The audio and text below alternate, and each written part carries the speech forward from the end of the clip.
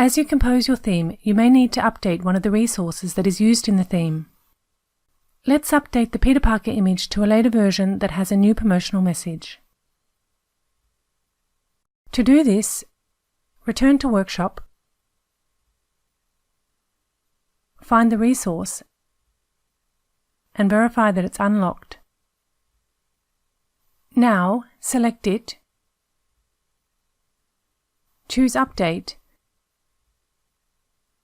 then browse to the new file.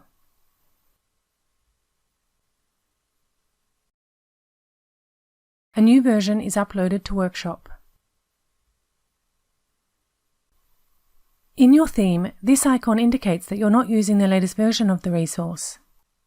To change this, open the Properties panel, and beside Latest Version, choose Use. StoryBoard updates the version of the image to the one with the latest promotional message.